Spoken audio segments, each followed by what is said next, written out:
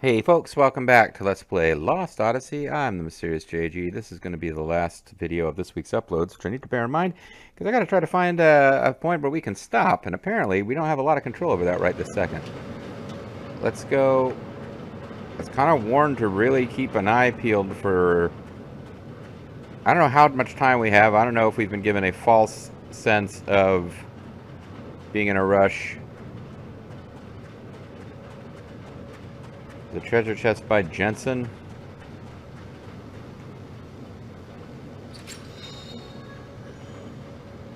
Sage's protection. Okay.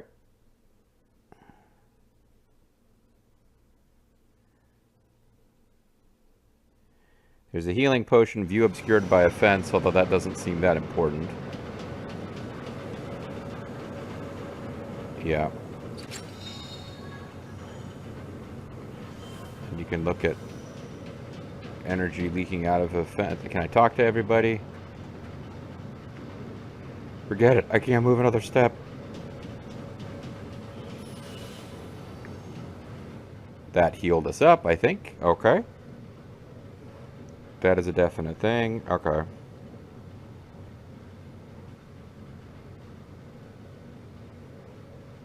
I have a minute to check for stuff.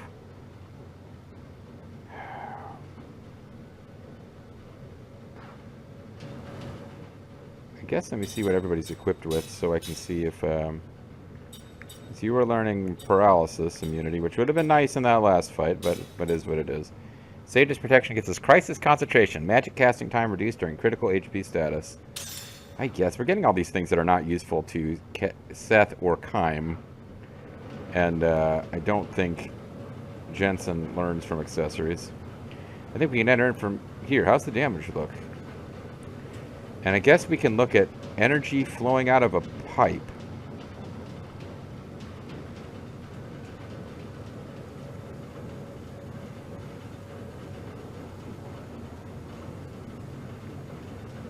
Yeah, they're saying there's points of interest you can examine.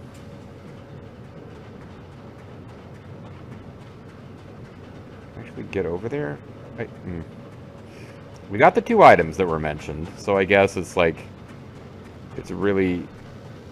Oh, see, this feels like I can get back there, but I can't, actually.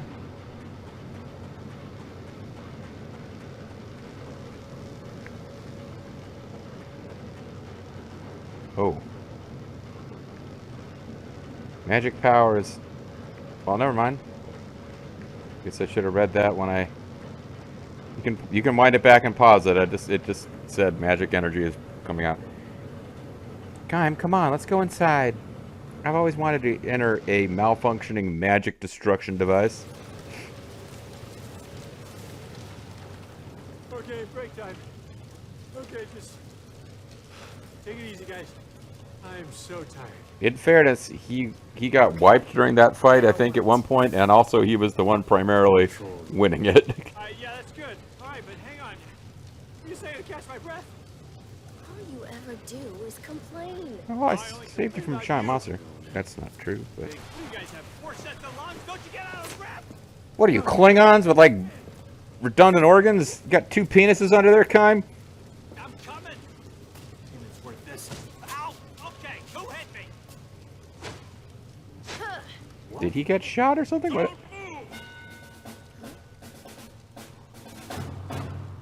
It's Marcus Aurelius. Got to be kidding me. Move away from Grandstaff. Do we know who these guys are? Get any closer, I will shoot. We- Ready? or you'll have them shoot, right? Taking credit for their shooting.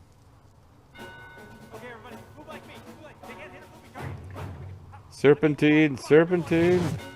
He's not... It's not the stupidest idea anyone's ever had. Are we gonna go for it? Oh, they can stand in front of him. They're immortal. There's a no here. I'm. Restrain them. Shoot your restraining arrows. Hello?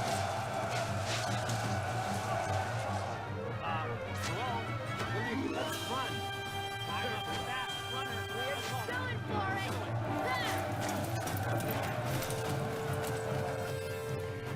Alright, so we don't want to lose this, but apparently we also want to make sure we steal from a specific character.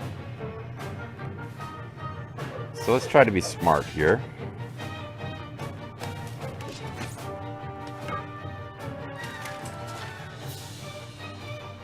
Man, this is getting old real quick. But this is a plot fight. I'm pretty sure we don't get to win. So they have nothing to steal, but you have a circlet, which is dropped or stolen. Wait, so do I care? Do I care if we steal from the magician or not? It says we get a circlet for stealing from them, according to the fact, but according to this, we just get a circlet. It might be that... Never mind, it's not a guaranteed drop. So... They don't have any type or element.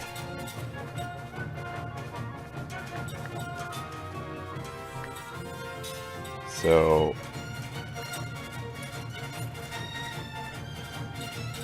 You would think that they would be humans, if that's an enemy type. Music is pretty exciting. Water biokiller. Whatever. Might as well try Poison Ring.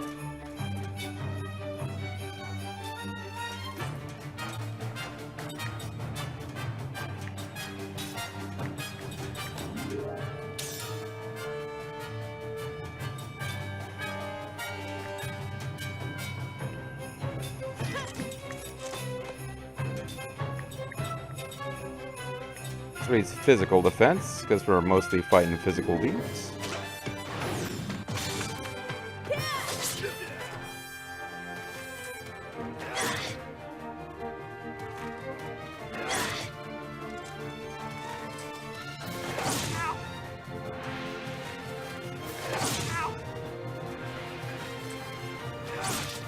And because I was looking at the stealing, I do know that there's in fact an archery component to this that we do want to... We do want to try to not hang around forever because we'll start taking damage from the archers eventually.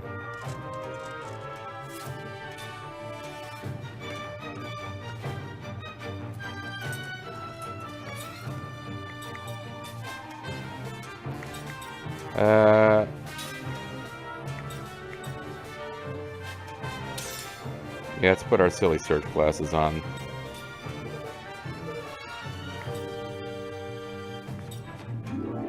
Okay, we definitely want to focus down one guy for a while.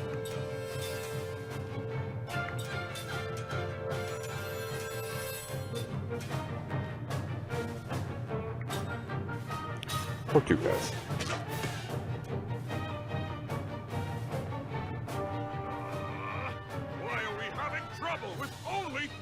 We'll send down more than 6 guys. Forward!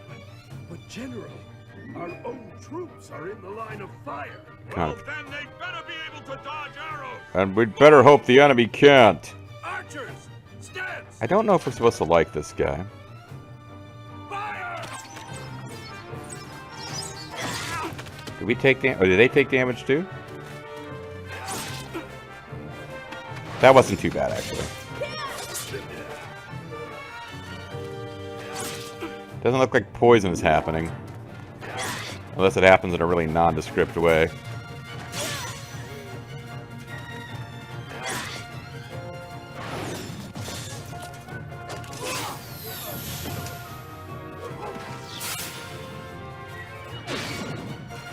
So, apparently the battle wins when we defeat all of these soldiers. The magician guy is optional.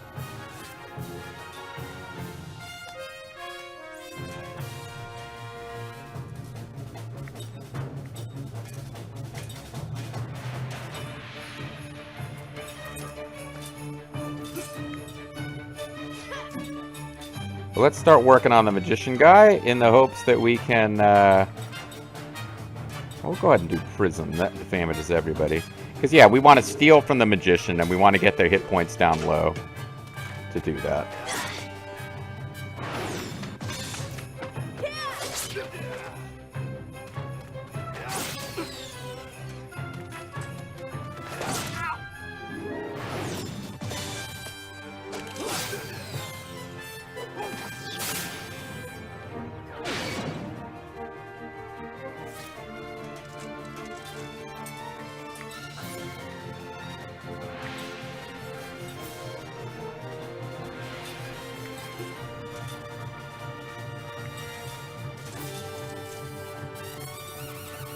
I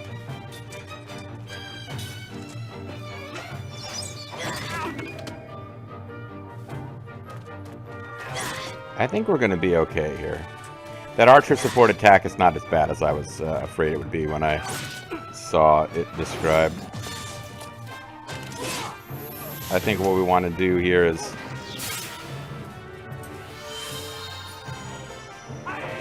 just really hope I don't accidentally wipe out the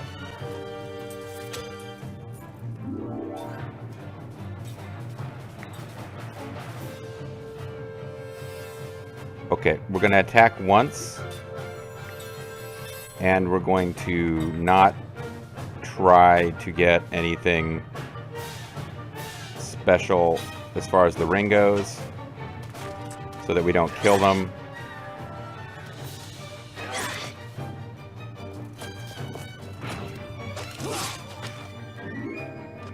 Okay.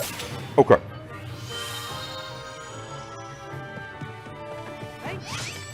And we're gonna fail to steal. Don't heal yourself, heal somebody else. Good. Alright.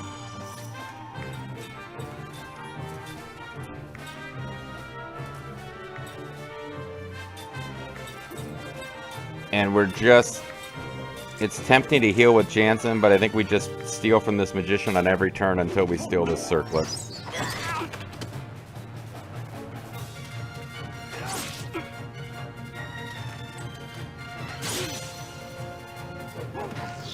You're gonna heal yourself, aren't you? Nope. You're healing one of your front line guys. Failed to steal. Failed to steal. Failed to steal! This game hates me. Alright.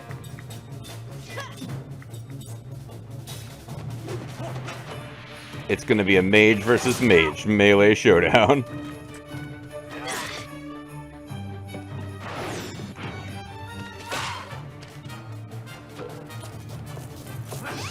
There we go. Now I can stop dicking around. Go ahead and heal yourself now. Yeah, because now we don't need you to be in any particular shape other than dead.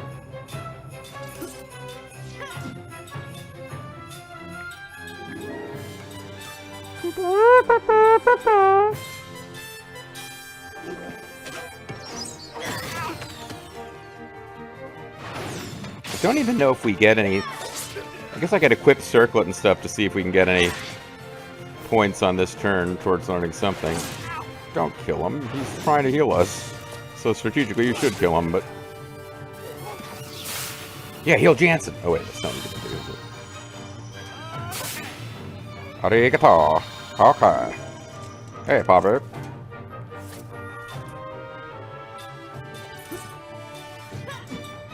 He looks drunk to me.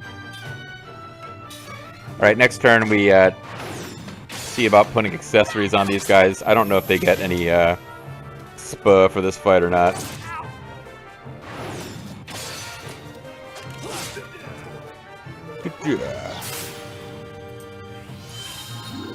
Meanwhile, that guy's just healing himself. Jerk. Doesn't even care about his party members anymore now there's only one of them left. He knows that if his party member dies, the battle ends if he survives. These poison rings didn't do a damn thing for us. I guess these guys are immune to poison. Okay. Fine. Apprentice rings or... Yellow band was this. Relax. Recovers MP when defend is used. Oh, that would be really nice for Jensen, who can't learn spells from accessories, so never mind.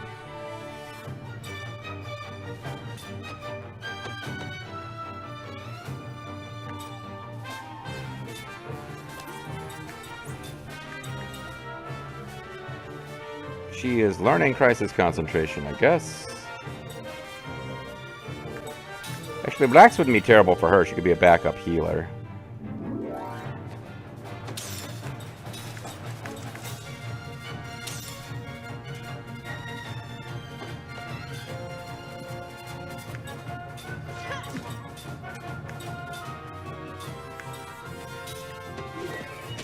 We're gonna kill this mage in case we get anything for doing that. I don't know if we do or not.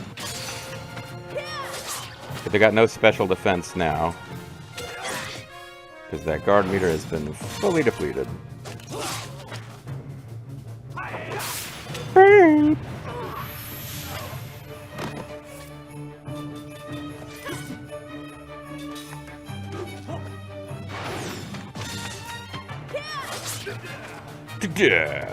Gotcha.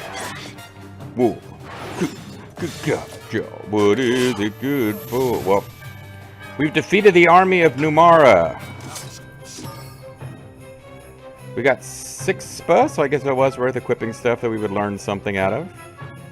Some whetstones and a circlet. I watched circlets be available and super cheap in the next town, but hey, I'm glad we got that one a little early. Thank you, Split Infinity, aka Drac the Dwarf, but actually Split Infinity. Seth Baltimore, incredibly average at the first 3 categories. Yeah, whatever. It's no use. Jansen, aim for the pipe. Why you do it? Knock 'em off. Ignite any magic energy leaking out. Right. What? No, that's not gonna work. It's gonna kill us. No other way. If we don't break through, there'll be no investigation. Can we learn who these Namada guys are? Okay. It's not the same army we were fighting in the beginning of the game.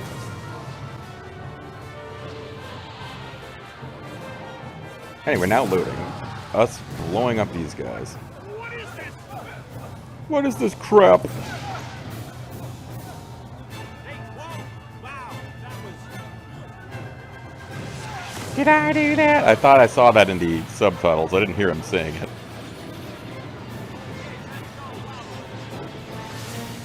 Oh, are we gonna summon another meteor? Great.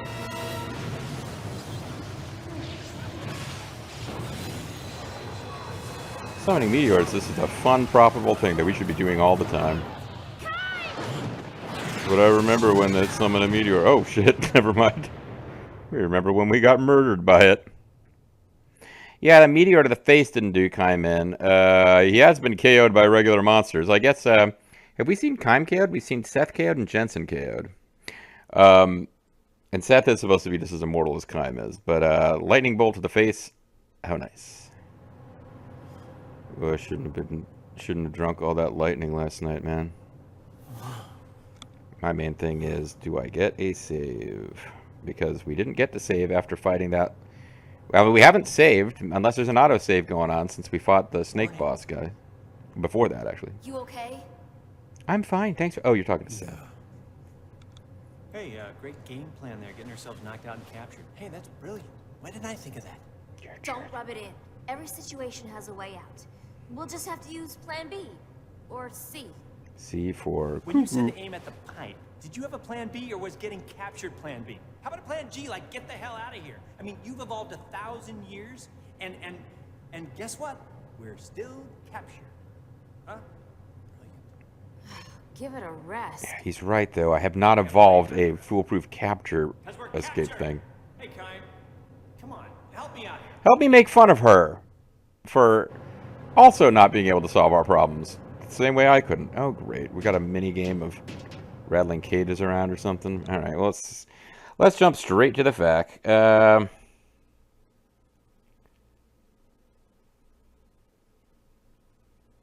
You wake up trapped. What else is new? Where's Seth? Who cares about Jensen who came anyway? Ha ha ha. Kind of approach north end of the kind. Oh, it's gonna be a fucking dream. I need a save point.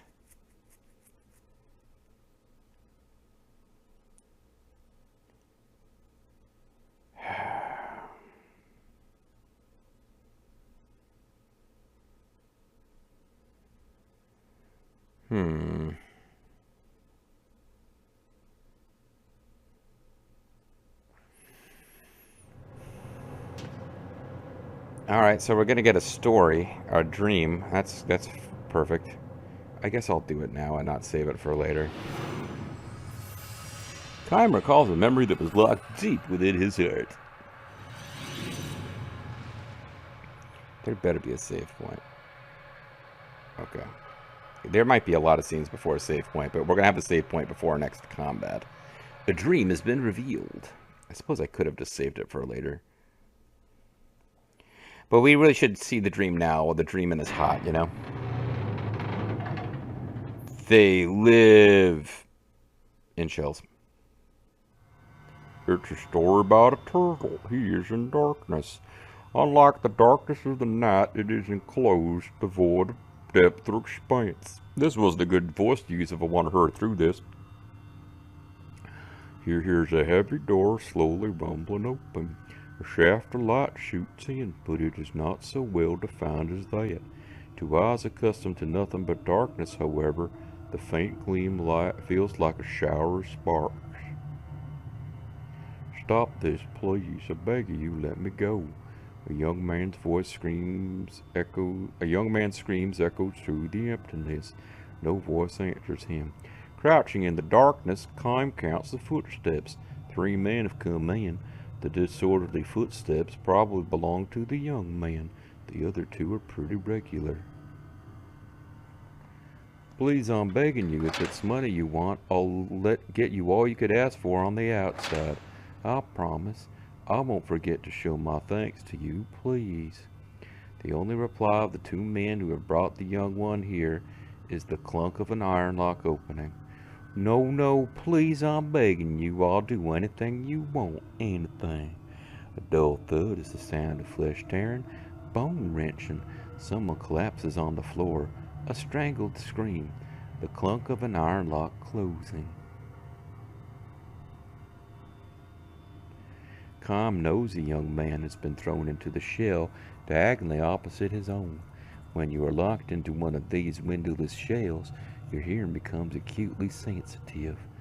Don't do this. Let me out of here. Please let me out of here. From the sound of the voice, Kime can imagine a young man's face with boyish traces. A small-time hoodlum, hardly a step above a teenage gang member. That's a pretty heavy score. Also, his chest lacks the swelling of a woman. When he was still on the streets, no doubt, he used to swagger down the sidewalk, his cunning but cowardly eyes darting every which way. The 2 men who brought him here maintained their silence to the end, their footsteps moving off together. The heavy door opens and closes again. Left alone in the darkness, the young man howls his entreaties for a time, but when he realizes they will do no good, he shouts himself hoarse, spitting out one curse after another until he begins to sob. Quiet down there, an old man calls out from one of the inner shells. It won't do you any good to make a fuss. Time to give it up, sonny. This is the voice of the oldest man living in the dozen or so shells lined up in the darkness. He was already here when Kime was sent to this place. It is always his role to quiet and comfort the obstreperous newcomers. It's not really comforting too much, is it? If you got time to bawl like that, keep your eyes closed. Huh? Just make sure you keep sucking on your memories of the outside like a piece of candy. Sounds of suppressed laughter come from the surrounding shells. Kime joins in with a smile and a sigh. All the shells in the dark are supposedly full, but few of their inhabitants are laughing. Most of them have lost the strength to laugh. It's prison sucks too, electric boogaloo. Hey, sonny, the old man continues in his role as advisor to the newcomer. No point making a fuss. Just calm down and accept your fate. Otherwise, and here a note of intensity enters the old man's voice, they'll just drag you out of here feet first. This is exactly what happened yesterday to the former inhabitant of the young man's shell. He had been screaming on and off for a day. Then came a day of banging his head against the shell wall. Then nothing, until he was dragged out in silence. So get a hold of yourself, sonny. Don't let the darkness swallow you up. Close your eyes and imagine nice scenery from the outside. The bigger the better. The ocean or the sky or some huge field of grass. Remember, imagine. That's the only way to survive this place. This was the advice he always gave to newcomers. But the young man screamed tearfully, Who the hell do you think you're kidding? Survive this place? And then what? I know what this place is. No exit prison. They throw the lifers in here.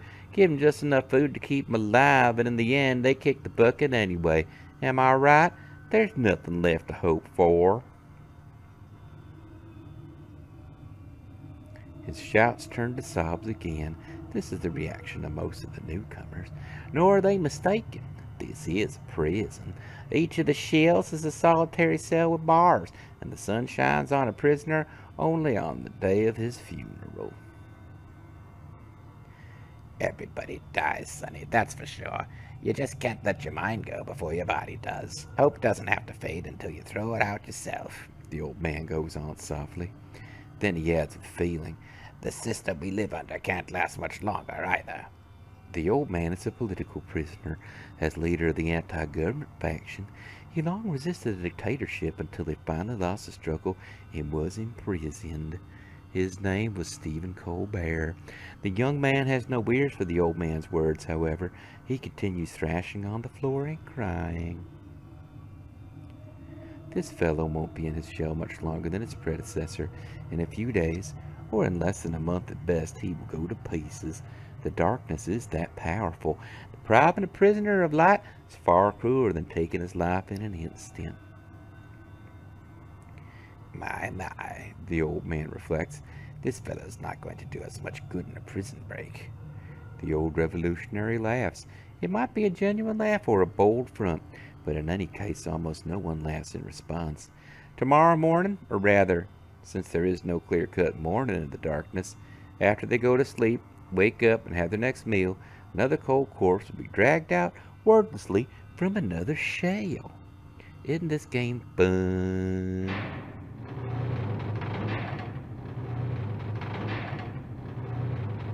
It's a little repetitive. I mean, they already did one about a prison where Wakaim was throwing himself into it to cause physical pain to give himself a sensation. That was weird, too.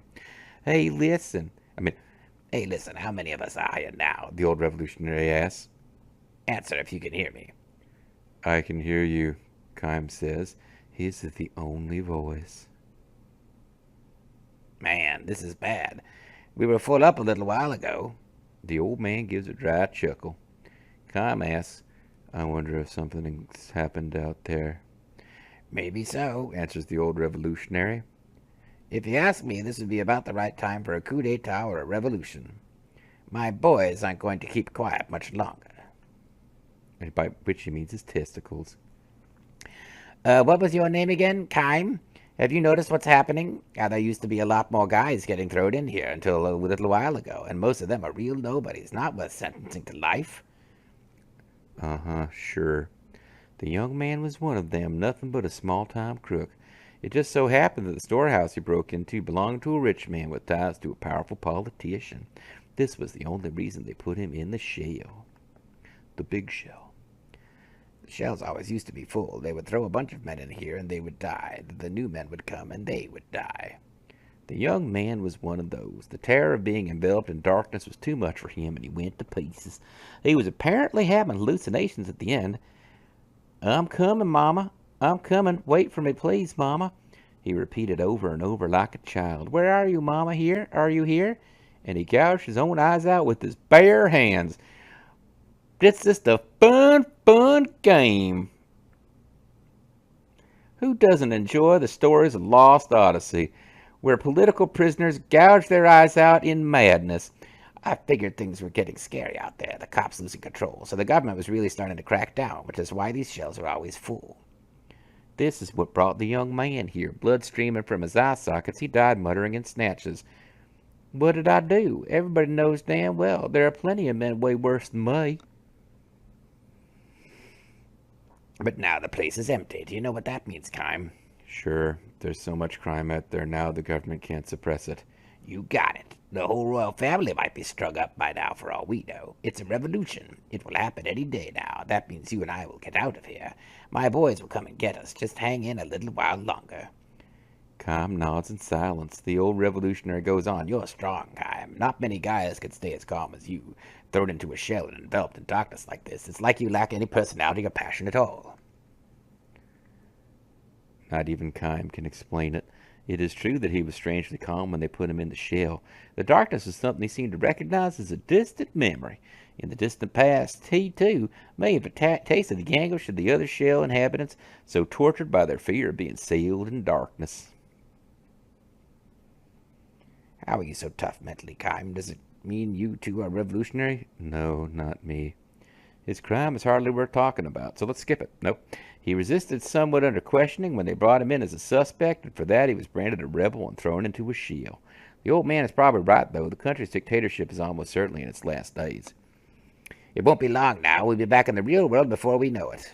Okay, they're gonna forget that you're in there. That's gonna be the twist ending. I have hope right in here. Or the new revolutionaries will be just as evil as meet the new boss, same as the old boss. I don't see a happy ending for this one. Kime presumably has to get out at some point, though. We'll be in the real world before we know it. I have hope right in here. I got that joy down in my heart, and it will stay here until I abandon it myself. The old revolutionary mutters, if trying to convince himself. We're already run long in this video, and we've got like a long scene, I think, before we get out of this. Like after this memory, the prison falls soon afterward. Armed young men come charging into the darkness and open the shell's barred doors. I guess, never mind, I guess that does happen. Embraced by his boys, the old revolutionary goes out. Wait, Kime cries, trying to hold him back, but he is too late. Oh, Jesus, I remember this one now. Oh, I remember this from the actual, I remember this from when I first played this game. Anxious to see the new world following the destruction of the old system, the old revolutionary steps outside and opens his eyes. It is evening. Though the sun is nearly down, its light is still strong enough to burn eyes accustomed to total darkness. The old revolutionary presses his hands to his eyes and, with a groan, crumples to his knees. I'm pretty sure he doesn't just go blind either. I think he dies. Because Lost Odyssey was written by like a 13-year-old who was like, oh, I've got the darkest ideas ever. This is like the fucking best shit, dude. Nobody's as dark as I am, brother. I've become Hulk Hogan, big man. Kime has saved himself by shielding his eyes with his arms. Not even he knows what caused him to do this. Could distant memories have taught him that the truly frightening thing about punishment by darkness is what happens to release from prison? If so, did he go blind, but as an immortal his eyes grew back? When could I have been imprisoned, and where? More importantly, how long have I been on this endless journey? With bleeding eyes, surrounded on the ground by his boys, the old revolutionary searches for Kime. I guess maybe he doesn't die. I came all this way, Kime, only to make one terrible mistake at the bitter end. My eyes are probably useless now. This is precisely why he asked Kime for one last favor. Kime. Tell me, Kime, what is the outside world like? Has the revolution succeeded? Are the people happy? Are they smiling joyfully? Kime tells him they are, but his sin stone is still dark. Kime opens his eyes slowly and just barely beneath the shade of his hand. As far as he can see, the ground is covered in bodies. The corpses of royal troops and revolutionary troops are heaped on one another, and countless civilians are dead. A mother lies with her small child in her arms, the bloody corpse of the child's father next to them, arms outstretched in a vain attempt to shield them. Tell me what you see, Kime. Kime fights back a sigh and says, you must work from now on to build a happy society. The old revolutionary senses the truth. They will be a happy couple. I won't abandon hope, Kime, no matter what. As if to say, I know that. Kime nods and begins to walk away. Where are you going? How do I know you're walking away? I guess I can hear really well now. I guess I already could because I was living in total darkness. I don't know. Someplace. Maybe I will find a place where people copulate while walking against wind. Why don't you stay here and build a new world with us? You of all people can do that, I know. Thank you, sir, but I'll be moving on just the same. I refuse to become attached to anything, even imply that life has some purpose and that joy is possible. I will not be part of that. The old revolutionary does not try anymore to hold Kime back. Instead, as a parting gift, he kicks Kime in the nuts. He repeats for Kime the words he spoke so often in his shell. There will always be hope wherever you are until you yourself abandon it. Never forget that. Whatever. Kime walks on. His eyes, I've changed narrators. His eyes chance to light on the body of a young boy lying at his feet. The boy breathes his last with eyes open in fear. Kime kneels and gently closes the boy's eyelids. He knows deep down in memory too far away for even him to reach that while darkness can be a great source of terror, it can also bring deep and lasting peace. And well, that was fucking cheerful.